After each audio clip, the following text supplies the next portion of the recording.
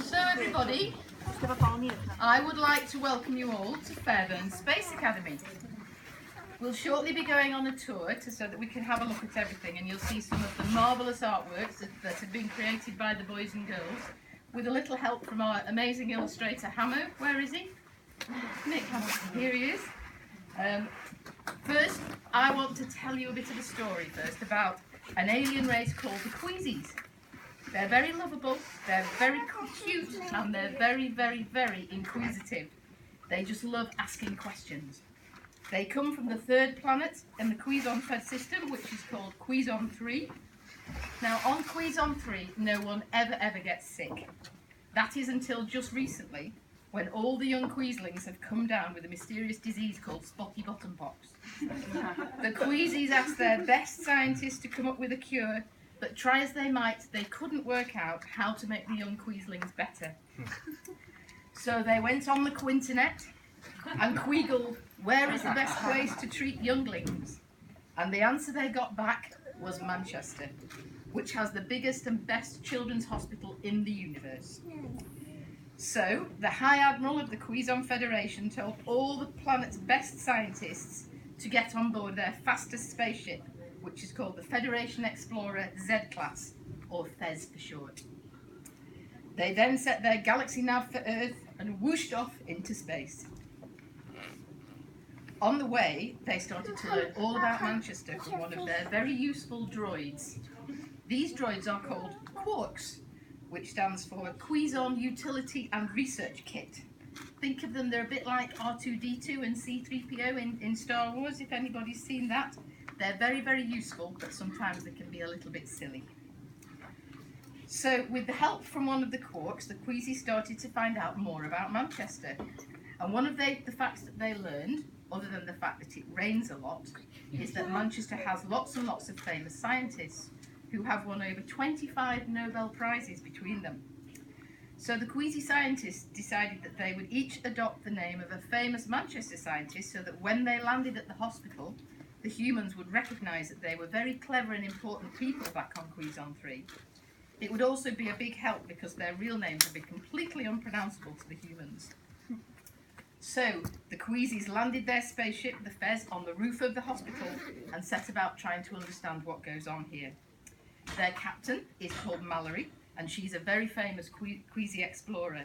She's also an expert in Kung Fu. On her most recent expedition to the remote ice planet of Himmler 7, she lost her arm to frostbite, but Queezon 3's best robotics experts have fitted her with a new mechanical arm that's super, super strong. She has divided her crew into two different groups, the Queezie scientists and the Queezie engineers. Each scientist has adopted one of the wards in the hospital, and each engineer has adopted one of the outpatients areas. She has told them to go off and find out what goes on in each area so they can explain it to the other Queezies and hopefully find a way to help the young Queezlings on Queezon 3 get rid of the spots on their bottom. So the Queezie who has adopted Ward 84 outpatients is called Fairburn, and you can see him peeking through the door over there. He's the chief engineer of the Queezie spaceship called the Fez. In fact, he designed the Fez in the first place, so if anything goes wrong with the Fez, he knows how to fix it. Has anybody seen Star Trek? Do you know who the engineer is on Star Trek?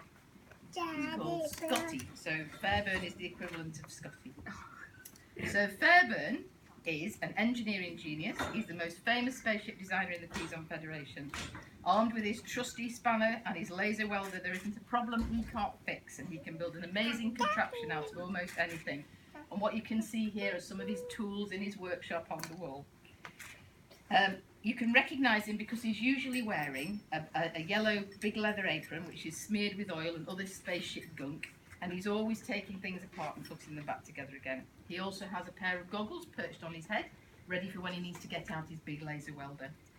He likes to keep busy designing and making new inventions, and although he's got the Quarks to help him with all the lifting and the building, they're not very much use when it comes to coming up with new ideas. They're very enthusiastic and good at doing what they're told to do, but keep it quiet, they're not really that clever.